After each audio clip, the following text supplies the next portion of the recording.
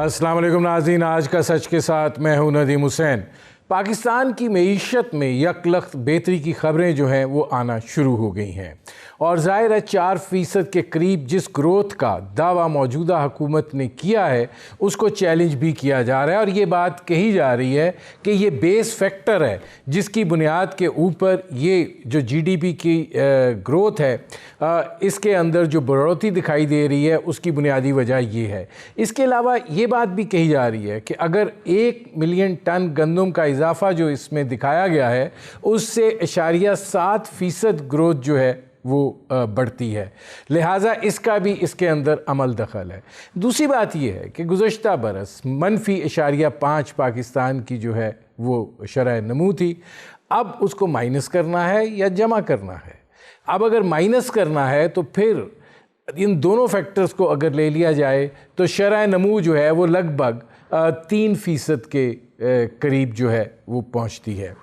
लेकिन शौकत तरीन साहब के वज़ीर ख़ज़ाना आने के बाद ज़ाहिर है उन्होंने ये बात का तज़किरा किया था कि पाकिस्तान की मईशत की सिमत जो है वो दुरुस्त नहीं है और इसके अंदर हमें कुछ बुनियादी फ़ैसले जो हैं वो करने हैं और वो बुनियादी फ़ैसले जो हैं वो दो नौइयत के हैं। एक तो ये कि हमें शरह नमू को बढ़ाना है, हमें बरामदात को बढ़ाना है और इसके आफ्टर इफ़ेक्ट्स के तौर के ऊपर गुर्बत जो है उसमें कमी लानी है। ये जो सूरत हाल है इस हवाले से वो इक़दामात तो ज़ाहिर है नेक्स्ट बजट के अंदर हमें नज़र आएंगे और वो भी अब कोई ज़्यादा दूर नहीं रह गया है। लेकिन अब तक की जो सूरत हाल है, क्या ये दावा जो है जिसको अब चैलेंज भी किया जा रहा है, जिसके बारे में बहुत सारी बातें जो हैं वो की जा रही हैं, ये कहा जा रहा है कि ये जो शरह नमू में इजाफ़ा है ये जिसे कहते हैं कि मंतकी इजाफ़ा नहीं है, ये तकनीकी इजाफ़ा है और टेक्निक इस्तेमाल करके इस इजाफे को जो है वो दिखाया गया है। ज़ाहिर है हुकूमत जो है वो भी अब अपने उन मराहिल में दाखिल हो रही है कि जब उसके हिसाब किताब का वक्त भी जो है वो आने वाला है तो कुछ ना कुछ करना ज़रूर है। हुकूमत सियासत के अंदर बहुत सारे भौंचाल आ रहे हैं, लेकिन ये कश्ती हचकोले खाते खाते इसी तरीके से अगले 2023 के जो इलेक्शन है उसके किनारे जा लगेगी। उस बारे में ज़्यादा परेशान होने की ज़रूरत नहीं है, लेकिन जो असल परेशानी है वो यकीनन पाकिस्तान की इक़्तिसादी सूरत हाल के हवाले से है। ये है वो मंजरनामा जिस पर करेंगे बात। आपका अपने मेहमानों से तारुफ़ करवाते हैं। हमारे साथ मौजूद हैं खुर्रम दस्तगीर खान साहब, मुस्लिम लीग नवाज़ के रहनुमा हैं। हमारे साथ मौजूद हैं डॉक्टर सलमान शाह साहब, मुशीर ख़ज़ाना हैं पंजाब के। खुर्रम दस्तगीर खान साहब, सबसे पहले तो ये फरमाइएगा कि 4% जो ग्रोथ रेट जो हुकूमत दावा कर रही है, मतलब अगर शरह नमू में इजाफा है तो फिर उस पर खुश होना चाहिए, उसको चैलेंज क्यों किया जा रहा है? जी, असल तो कहते ना खुशी से मरना चाहते अगर एतबार होता, इस हुकूमत पर एतबार नहीं है और उसकी दो वजूहात हैं। एक तो 2018-19 जो इनका पहला साल था उसमें इन्होंने बजट के वक्त, नेशनल अकाउंट्स कमेटी ने बजट के वक्त ये ऐलान किया कि 3.3% शरह रही है। उसकी बुनियाद पर तमाम बजट डिबेट हुई, हमने भी गुफ्तगू की, लेकिन 9 महीने के बाद जब एक इकोनॉमिस्ट ने इस चीज को चैलेंज किया तो फिर अचानक फरवरी में या मार्च 2019 में हुकूमत ने यह तराफ किया कि हमारा 3.3% ग्रोथ का दावा गलत था और ग्रोथ तकरीबन उससे आधी थी 1.9%। अब ये जो इतनी बड़ी फजिंग जो है, पाकिस्तान के अवाम को, पूरी दुनिया को धोखा दिया गया, क्योंकि 1.9 और 3.3 में बहुत बड़ा फर्क है नदीम साहब, और आप बेहतर जानते हैं कि कितने हजार अरब का फर्क पड़ जाता है इस परसेंटेज के डिफरेंस। तो एक तो ये इनका रिकॉर्ड है। दूसरा ये है कि इस साल में तमाम इशारे 10 दिन पहले तक यही बता रहे थे कि हद जो आखिरी स्टेट बैंक ने अपनी फोरकास्ट की थी कि जी 2% तक ग्रोथ जाएगी। IMF 1.1 से उन्होंने कहा जी 1.5 तक, वर्ल्ड बैंक ने कहा 1.5 तक जाएगी। ये जो अचानक हुकूमत की तरफ से आप उसे तकनीकी बुनियाद पे कहेंगे, मैं उसे बदनीयती की बुनियाद पे कहूंगा। ये जो अचानक 3.94 का नंबर आ गया है, ये किसी भी तरह किसी भी कैलकुलेशन में नहीं आता।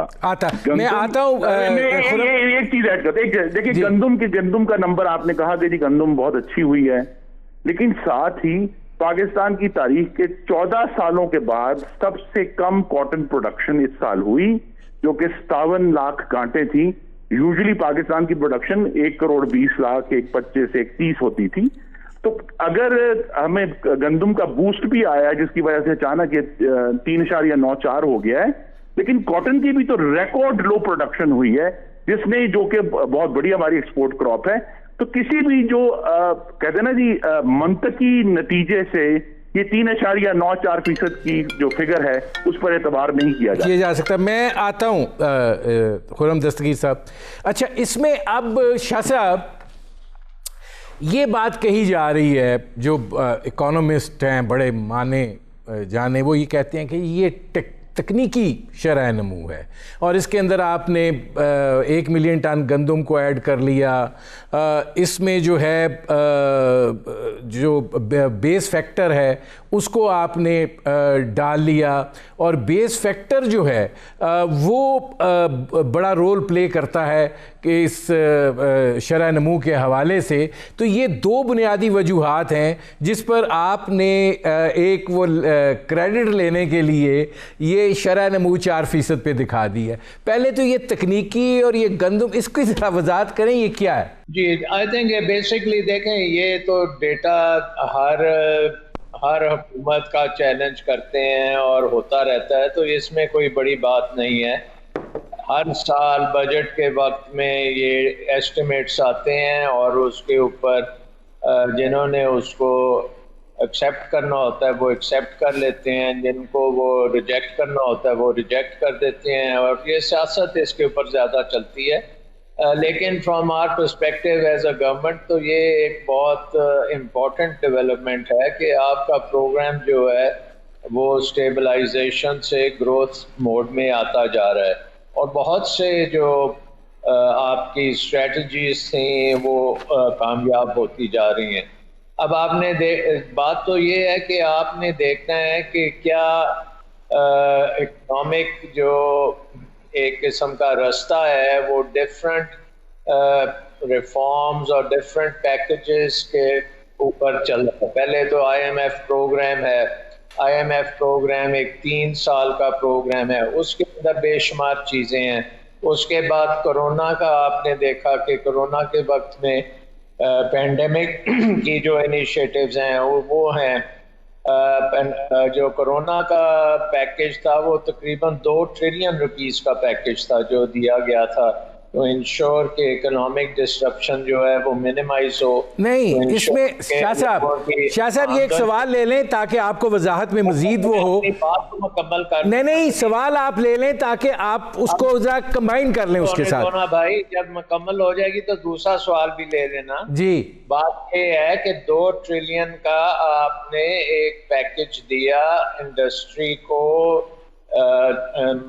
मार्केट्स में लोगों को, जो लो इनकम ग्रुप्स हैं उनकी इनकम्स को आपने रखा इंटैक्ट। स्टेट बैंक ने इन्वेस्टमेंट के इंसेंटिव्स दिए, तो 2 ट्रिलियन के जो स्टिमुलस है इम्पैक्ट आता है इकोनॉमी पे और उसका इम्पैक्ट जो है वो पॉजिटिवली ग्रोथ की तरफ आता है, विच शोज के जो इकोनॉमिक डिसरप्शन होनी थी वो नहीं हुई और वो इकोनॉमिक सिस्टम इंटैक्ट रहा है। एंड आई थिंक वो एक बड़ी पॉजिटिव चीज है फ्यूचर के लिए। और ठीक है, मैं शाह साहब मैं आता हूँ। नाज़रीन, हमारी गुफ्तगू जारी है, एक मुख्तसर से कमर्शियल ब्रेक का वक्त हुआ है, मिलते हैं इस वक्फे के बाद।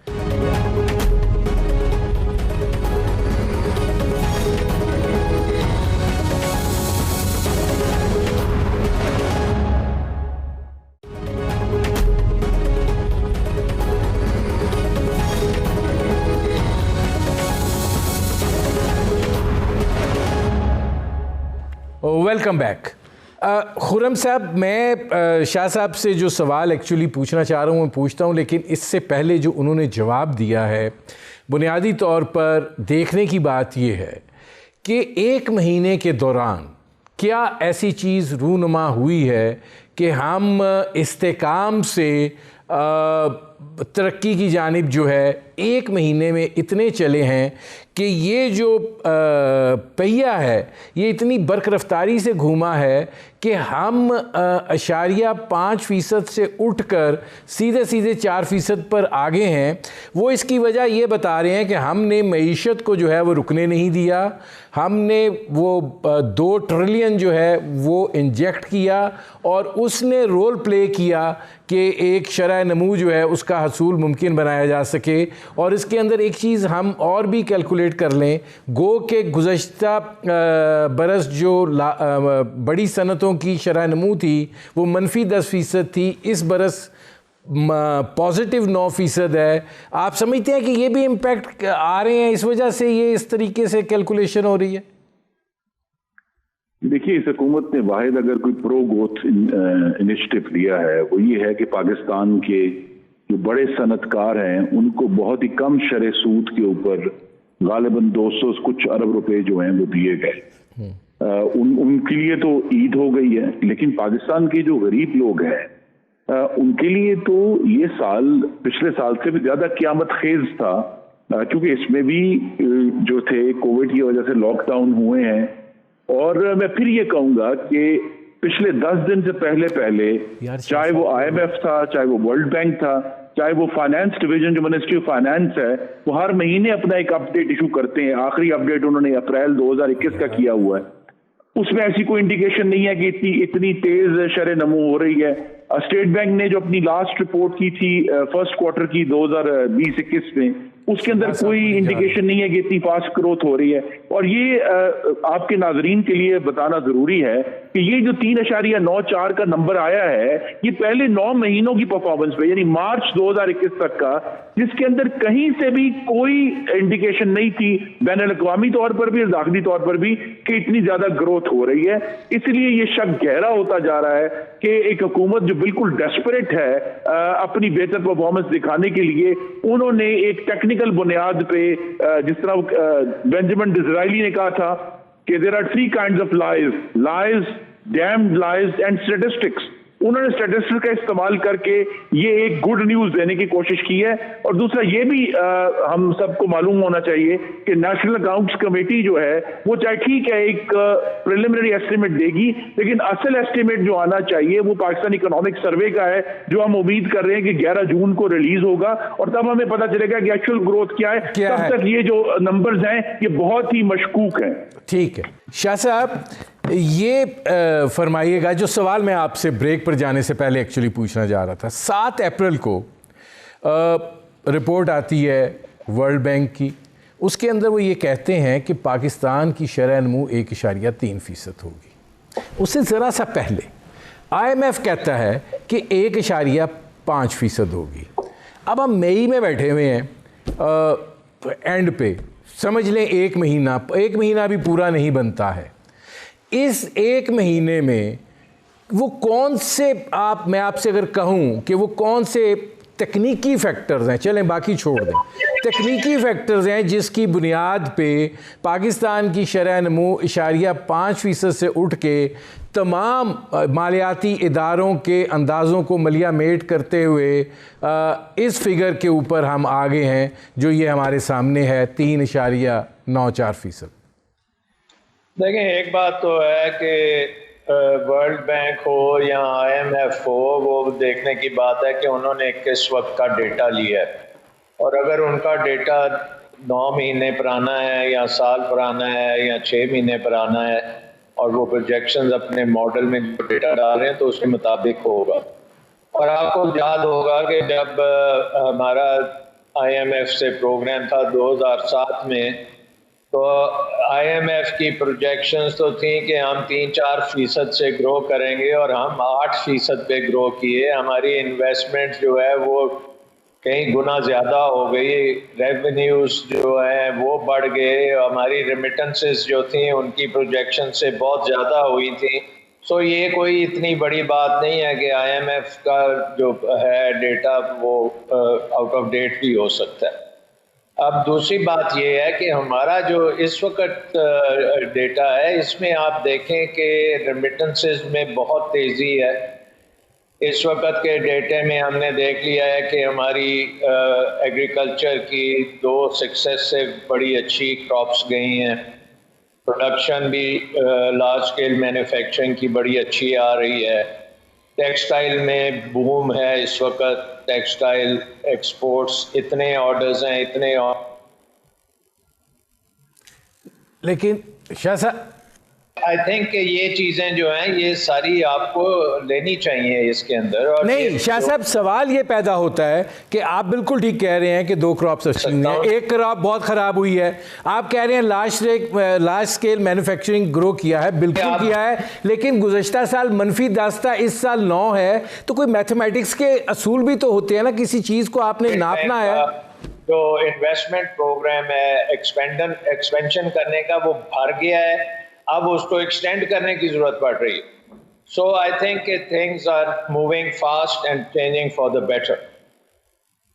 अच्छा, अब इसमें खुर्रम दस्तगीर साहब ये फरमाइएगा कि अगर ये ऐसा ही है तो बुनियादी तौर पे फिर बेरोज़गारी जो है उसे नहीं बढ़ना चाहिए। फिर बुनियादी तौर के ऊपर जो आपका इक्तिसादी सूरत हाल है वो दिखाई दी जानी चाहिए कि आपके मामलात जो हैं वो दुरुस्त सिमत हैं। महंगाई का इतना असर जो है वो नहीं हो रहा है क्योंकि सप्लाई एंड डिमांड का गैप भी फिर कम हो रहा है, लेकिन ये सारे फैक्टर्स अपनी जगह पर मौजूद हैं।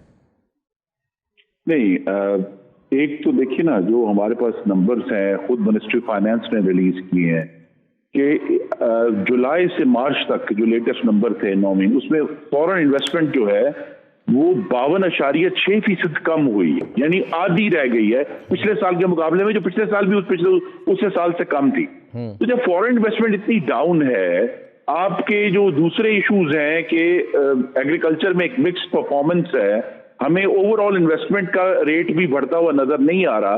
अगर वाहिद कोई पॉजिटिव पॉइंट है वो रेमिटेंसेस है, लेकिन सिर्फ देखिए रेमिटेंसेस हमें याद रखना चाहिए, अगर कोई टेक्निकल साहब ये सुन रहे हो, कि रेमिटेंसेस से जीडीपी नहीं बढ़ता, उसका जीडीपी से कोई ताल्लुक नहीं है। तो ज़राए करम ये हमें इस पर गौर करें कि हमें ये देखना है कि हुकूमत ने अपनी परफॉर्मेंस को जबरदस्ती बेहतर बनाने के लिए ये एक गलत नंबर फ्लोट कर दिया है। और ये सवाल सब लोग पूछ रहे हैं कि अगर इतनी ज्यादा इकोनॉमी इंप्रूव कर रही थी तो फिर मोहतरम हफीज शेख साहब को क्यों निकाला गया अपनी पोस्ट से, और नए वजीर खजाना को लाने की क्या जरूरत पेश आई कि अभी वो 2 महीने पहले तक तो जो नए वजीर खजाना थे अपनी अपॉइंटमेंट के फौरन बाद, वो तो बड़े काले बादल दिखा रहे थे कि इकोनॉमी का बड़ा बुरा हाल है और हमें ग्रोथ लेकर आनी है, और अचानक हम देखते हैं कि दफातन 2 हफ्ते से कम भी अरसे में पाकिस्तान की इकोनॉमी जो है वो ओवर हीट होना शुरू हो गई है, वो ग्रो होना शुरू हो गई है। तो इश्यूज बड़े सीरियस हैं। दूसरा ये कि जो करंट अकाउंट डेफिसिट की बात करते हैं, अब करंट अकाउंट डेफिसिट एक नोशनल नंबर है, लेकिन असल जो चीज है वो तो बजट डेफिसिट, और बजट डेफिसिट मुस्तकिल बढ़ रहा है। पाकिस्तान की जो एक्चुअल इकोनॉमी है उसके ऊपर बहुत ज्यादा इसका मनफी असर हो रहा है। जो इन्फ्लेशन है खासतौर पे पाकिस्तान के गरीब तरीन लोगों के लिए वो पिछले 12 हफ्तों से 20% से ज्यादा है। तो वहां तो जो असल में इकोनॉमी में कहते हैं कि जी misery index, inflation plus unemployment, वो तो मुस्तकिल ऊपर जा रही है। और जो नंबर्स हुकूमत नहीं बताती पाकिस्तानियों को, रिलीज नहीं करती कि पाकिस्तान में गुर्बत की परसेंटेज क्या है, लेकिन जितने भी इंडिपेंडेंट इकोनॉमिस्ट हैं वो ये कहते हैं कि कम से कम 2 करोड़ से लेके 3 करोड़ 20 लाख पाकिस्तानी हैं जो पिछले 3 सालों में गुर्बत के खत से नीचे चले गए, उनके बच्चे भूखे सो रहे हैं। तो ऐसी सिचुएशन में ये 3.94% का जो नंबर है वो बिल्कुल अकल से मावरा है। नाज़रीन, हमारी गुफ्तगू जारी है, एक मुख्तसर से कमर्शियल ब्रेक का वक्त हुआ है, मिलते हैं इस वक्फे के बाद।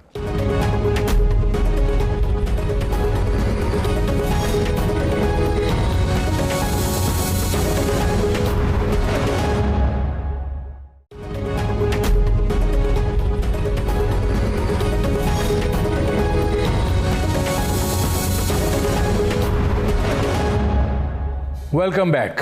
अच्छा सलमान शाह साहब, दो चीज़ें हैं। खुर्रम दस्तगीर खान साहब ये फरमा रहे हैं कि जनाब आपकी जो सरमायाकारी है मुल्क में पिछले साल की निस्बत 52.6% कम हुई है, और ये वजारत ख़जाना का कहना है। इसके साथ साथ जो हमारे तरसीलात ज़र हैं यानी रेमिटेंसेस, उनका जीडीपी में कोई किरदार नहीं है। हमारी कॉटन की फसल जो है वो बहुत कम हुई है, बल्कि बुरी हुई है। हमारी जो इस वबा की सूरत हाल से सवाए टेक्सटाइल सेक्टर के जो हमारी शरह नमू है वो नेगेटिव से पॉजिटिव जोन में आ रही है। अब उसको आपने कैसे कैलकुलेट करना है वो आप देख लीजिए। तो इन सारी चीज़ों को अगर मद्देनज़र रखें तो एक महीना पहले तक जो एक ब्लीक पिक्चर पेंट हो रही थी, वो एक महीने के अंदर अंदर, मैं सिर्फ ये जानना चाह रहा हूँ शाह साहब कि वो कौन सा अलादीन का चिराग है जिसकी वजह से ये इस सूरत हाल में चली गई।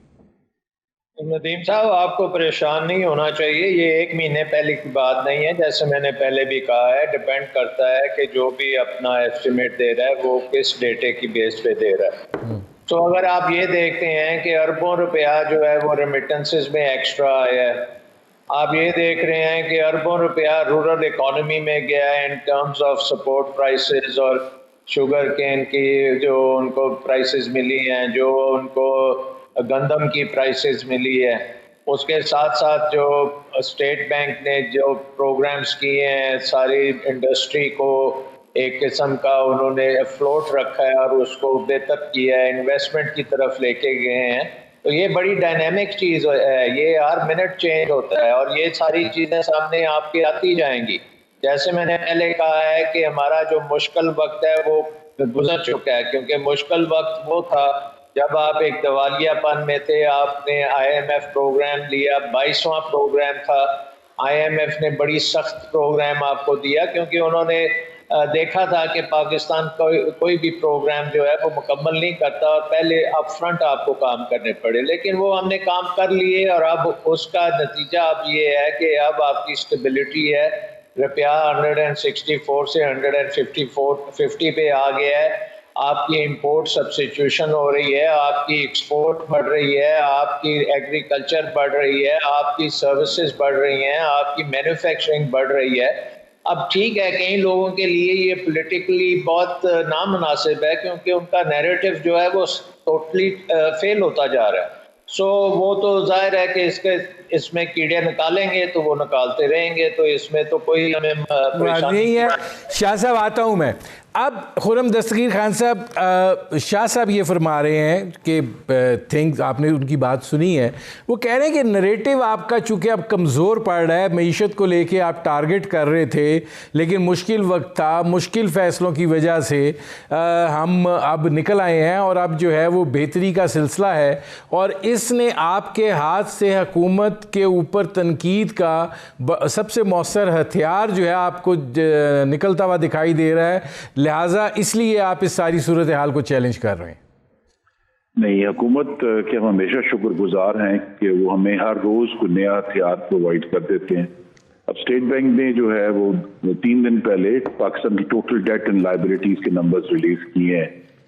तो जो हम 29,850 पर छोड़कर गए थे वो 31 मार्च 2021 को 45,470 अरब रुपए हो चुके हैं। इसका मतलब यह है कि इस हुकूमत ने अपने पहले 2 साल और 9 माह में पाकिस्तान का जो टोटल डेट एंड लायबिलिटीज हैं उसमें 50% से ज्यादा इजाफा कर दिया है 2.5 सालों में। तो ये तो इतनी भयानक नंबर्स हैं पाकिस्तान के डेटेडनेस के कि आप इसको इस तरह के जो फेक नंबर्स ले भी आए जो जीडीपी ग्रोथ के हैं। अव्वल तो मैं ये कहूँगा जीडीपी ग्रोथ के नंबर्स जब इकोनॉमिक सर्वे में आएंगे फिर प्रॉब्ली हम उस पर ज्यादा बेहतर बात कर सकेंगे। अभी तो सिर्फ एक नेशनल अकाउंट्स कमेटी के नंबर्स हैं। लेकिन इशू यही है कि यहाँ जब हम टोटल डेट एंड लायबिलिटीज देखते हैं हम पाकिस्तान का बजट डेफिसिट देखते हैं, हम पाकिस्तान की इन्फ्लेशन देखते हैं, पाकिस्तान की अनएम्प्लॉयमेंट देखते हैं, पाकिस्तान के पॉवर्टी नंबर्स देखते हैं, हम पाकिस्तान का बड़ा मिक्स्ड एग्रीकल्चर रिकॉर्ड जो है जिसमें गंदम है लेकिन उसमें कपास भी है जो वर्स्ट हुई है पिछले 14 साल में। नहीं, तो हम जब ये सारी पिक्चर देखते हैं, एक सवाल है, पिक्चर से ही जस्टिफाई नहीं होता कि 3.94% नहीं कहां से अचानक ग्रोथ आ गई। अच्छा खुर्रम दस्तगीर साहब, सवाल आपसे मेरा ये है कि कोई 1.5 हफ्ता पहले डॉक्टर इशफाक साहब मेरे प्रोग्राम में थे और वो दावा कर रहे थे कि ये 4% के करीब ग्रोथ होगी, और मैं आपको कह रहा हूँ ये होगी और ये तकनीकी बुनियादों पर होगी, उसका एक तरीक़ाकार है और ये होगी, और उसके 1 हफ्ते बाद जो है ये अनाउंसमेंट जो है वो आ जाती है। इसका मतलब ये है कि कोई तरीक़ाकार तो है जिसकी बुनियाद के ऊपर, क्योंकि अगर आप 1 मिलियन टन गंदम डाल दें और आप बेस फैक्टर बढ़ा दें तो वो तो हो जाएगा, तो फिर आपको एतराज़ नहीं होना चाहिए। जी, शोबदाबाजियां तो बड़ी है ना जी। देखिए, मुझे बड़े दुख के बड़े जिम्मेदार लोगों ने पाकिस्तान की आबादी जो है वो 1 करोड़ कम करके तो पाकिस्तान की जीडीपी पर कैपिटा बढ़ा दी है। ये कैसे, ये क्या शोभता है? आप किसको बेवकूफ बना रहे हैं? और मैं फिर याद कराऊंगा जो मैंने प्रोग्राम के आगाज में कहा था कि हम ये शोबदे देख चुके हैं 2018-19 में, जब इनका पहला साल था, प्रेशर था, इन्होंने जबरदस्ती टेक्निकल बुनियादों पर 3.3% शो कर दिया, स्टेट बैंक ने अपनी एनुअल रिपोर्ट में भी शो कर दिया, और फिर जो है इन्हें नंबर्स रिलीज करने के, यानी जून में नंबर्स रिलीज हुए थे, उसके 9 माह बाद ये एतराफ जुर्म करना पड़ा कि 3.3% नहीं था, ये तो 1.9% था। और फिर जब 1.9% का एतराफ जुर्म किया, फिर उनको ये भी मानना पड़ा कि 2018-19 में जो पहला साल था, पाकिस्तान की तारीख का गालिबन हाईएस्ट बजट डेफिसिट जो है वो उन्होंने दिखाया था उस साल, जो कि पहले जब हमारे सामने पार्लियामेंट के सामने नंबर्स आए थे वो कम था, एक्चुअल वो कुछ और था। तो यहां जब एक दफा शोभता हो चुका है, अब जब दोबारा जरूरत पड़ी है तो दोबारा तीसरे साल में शोभता कर रहे हैं, और ये जो कहानी है ये अब खत्म होनी चाहिए। देखिए, अब हमें अगर हमने आगे जाना है कि हम इसी तरह शोबतों की बुनियाद पे अगर आप इस तरह के नंबर्स देंगे तो ना दुनिया मानती है, ना ही आपके माहिरीन मानते हैं, और कुछ महीने बाद फिर एतराफ़ जुर्म करना पड़ेगा कि ये तो ठीक नहीं था। क्या अब इसमें सलमान शाह साहब ये फरमाइएगा कि ज़ाहिर इकनॉमिक सर्वे 11 जून को आता है और उसके अंदर फिगर्स जो हैं वो फिर तज़ादात का शिकार हो जाते हैं। आपका जो बजट का खसारा है वो भी वर्ल्ड बैंक बड़े तसलसल के साथ प्रेडिक्ट कर रहा है कि 8% से ऊपर होगा, अब ये 7% की बात कर रहे हैं। तो हर फिगर जो है वो बेहतरी की तरफ जा रहा है, बुनियाद उसकी ठोस जो है वो कोई सामने नहीं है। देखिए नदीम, एक तो आपने मुझे खुर्रम दस्तगीर साहब के साथ उनसे मुलाकात ही नहीं कराई, जो भी वो उन्होंने कहा मैं वो सुन ही नहीं सका। जी जी। बहरहाल खुर्रम दस्तगीर साहब एक बहुत अच्छे टेक्नोक्रेट हैं और ये कॉमर्स मिनिस्टर थे बड़े अरसे के लिए, और ये उस वक़्त बात करते थे कि सागदार की ये जो पॉलिसीज़ हैं मसनूई तौर पे डॉलर को जो ऊपर रखा हुआ है वो इनकी एक्सपोर्ट्स पे बड़ा उसका बुरा असर था। और ये आई होप कि अब ये समझ गए होंगे कि जो दिवालिया पाकिस्तान का निकला था वो उसी पॉलिसीज़ की वजह से निकला था। अब वो पॉलिसीज़ जो हैं वो चेंज हो गई हैं। अब आपका रुपया जो है वो अपनी मार्केट वैल्यू के ऊपर चलता है। रियल एक्सचेंज रेट जो है अब आपका कंपेटिटिव है, आप दुनिया में प्रोड्यूस करके बेच सकते हैं, आपकी एग्रीकल्चर कंपेटिटिव हो गई, आपकी मैन्युफैक्चरिंग कंपेटिटिव हो गई, आपकी जो सर्विसेज हैं वो उसमें जुम्बिश आई है। रेमिटेंसेस का एक फ्लो आ रहा है जो पहले से बहुत ज़्यादा इनफ्लोज आ रही हैं। स्टेट बैंक में हर किस्म की सहूलत दी जा रही है ओवरसीज़ पाकिस्तानीज़ को इन्वेस्ट करने के लिए।